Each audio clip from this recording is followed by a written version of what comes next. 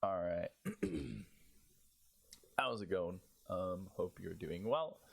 So in today's video, I made a song quite a while ago that is called Soul Eater, and it featured some like arping techniques with basses, and I figured I might as well show that off and also take the time to show off the bass plant bass that kind of makes this whole song come to life. So yeah, let's get into that, and then we can so yeah, let's dive in.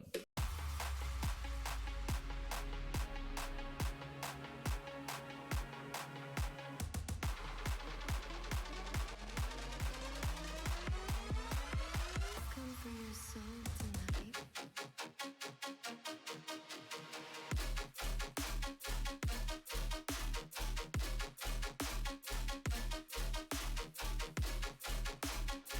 Shut up. Shut up.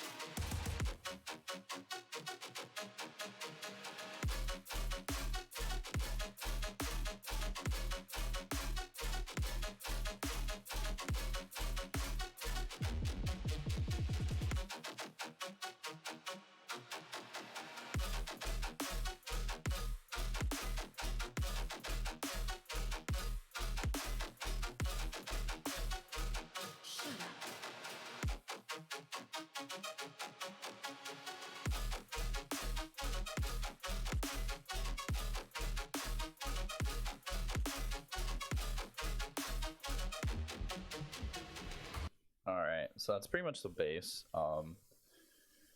So this is kind of a big project, but we'll kind of get into it, dive into this one. Holy fuck, that's real loud for me right now. Oh, it's missing stuff, isn't it? Okay, it's missing OTT, which is probably why it sounds like very missing in the high end, because OTT obviously adds a lot, and then hopefully it's not missing anything else. I don't think so. Okay, cool.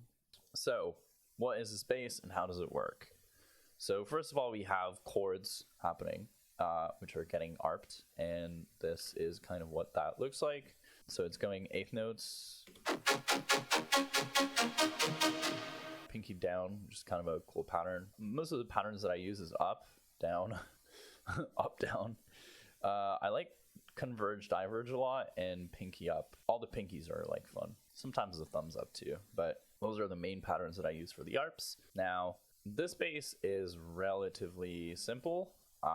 You could easily make this in Serum. I personally prefer to make it in Faceplant because I have access to all these different plugins here, which I don't have in Serum. So anyways, turn this off. You know the drill by now. To recreate this, I would be loading two instances of analog, and then I would be leaving every, I'm even lost in this patch because it's, oh, okay, there we go. Okay, now okay.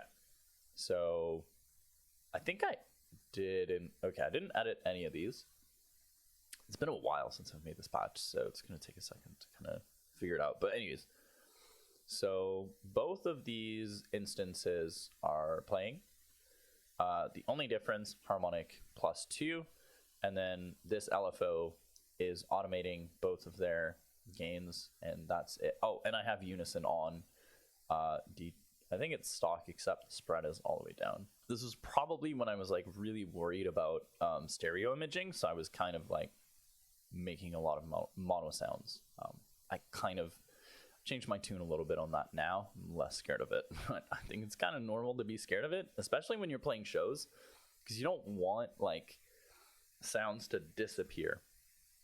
And I was really scared of sounds disappearing when I was playing music live. Anyways, next up we have our LFO high cut filter getting automated by the LFO 1 plus 35.7%. Q is the same as it would be stock. Then we have our disperser, classic D#4. Let's go. Ring mod. Now, whoops. So it's at 86.3% and then mix 29. Now, I'm gonna try and hear it without the ring mod. It doesn't like add much because I'm assuming like this is just like destroying everything, but I'm assuming if I like turn all this shit off, you're gonna be able to hear it more.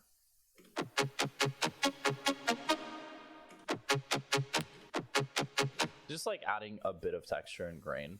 Not that much, but you could intensify the effect and then like it's gonna get even cooler. Anyways, classic delay 25.4, feedback down to 31, makes 50%. Resonator D sharp 3, intensity is everything else is stock, and I'm modulating the mix with the LFO1. Oh, and lower it to square. I never even noticed that that was a square wave. I'm not even gonna lie.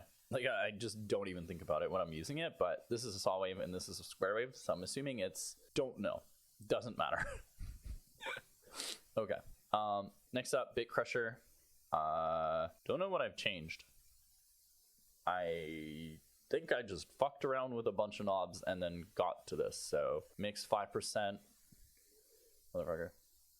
Mix 5%, bits, quantize, all maxed, and 3.11 kilohertz. Another disperser, G sharp 4, and pinch all the way down. I believe it was the same one. Same thing for the first one. 3-band EQ, just cutting all the lows before it gets saturated. And then everything else is stock. I think this isn't stock, so 15% on the fuzz, 70% on the mix. And then ensemble, spread 52%, mix 15%, and detune all the way down. So yeah, so that pretty much like makes that bass. I don't think there's anything else really to cover here. And then we just have an EQ cutting the lows.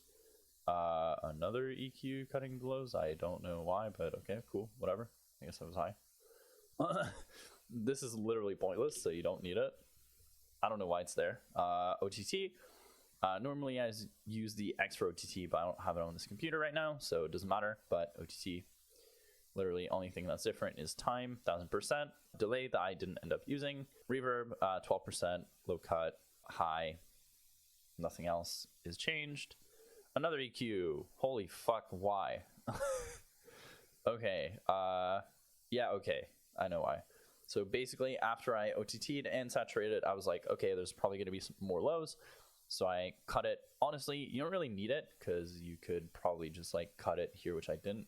Okay, well, that makes sense. So normally I have like an EQ here that would like cut the lows for the entire bass group, but I didn't do it for this project. This project is actually like really old. It's like a year old. So it could be that I just didn't do that at the time. Anyways, and then just cutting out some like resonant frequencies, and that's the sound. I'm gonna try and see if there's like anything else that I would want to cover for this one. So this is another faceplant bass. Let's see what's going on here. This might be interesting actually.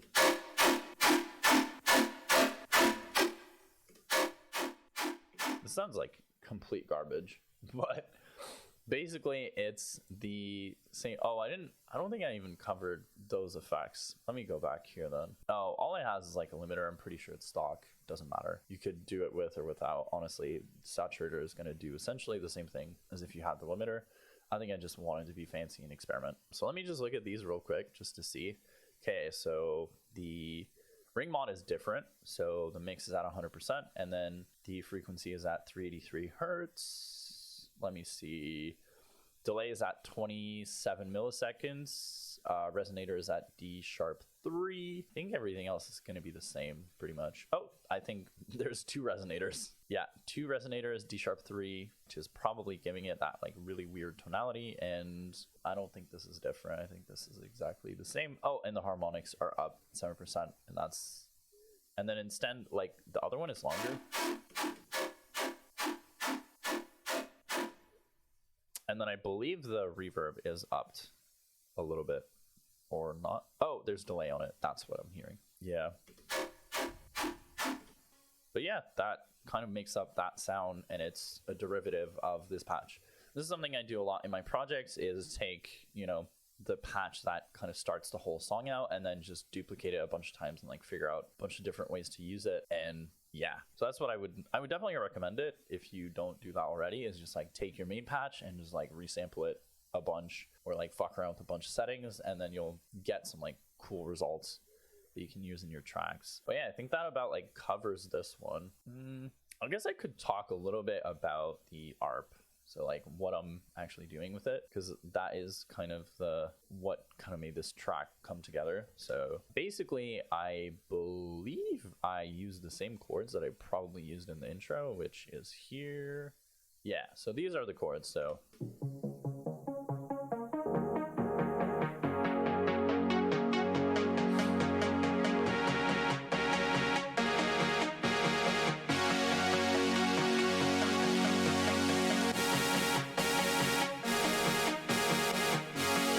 So basically, I'm using the chords that I'm playing on the ARP and then just putting it in the drop, and like obviously using a different amount of processing, different distortion, so it doesn't like remain the same, because I believe, oh, this is also a baseline ARP. Yeah, so it's literally the same thing that I used in the intro, just like processed more heavily so that it can be kind of a drop bass, pretty much. But yeah, I think ARP is a really good plugin, or arpeggiator from Ableton. Any of them are going to be great. Cthulhu is really good. I don't like it because it's fucking complicated to set up, and I don't like things that are complicated to set up.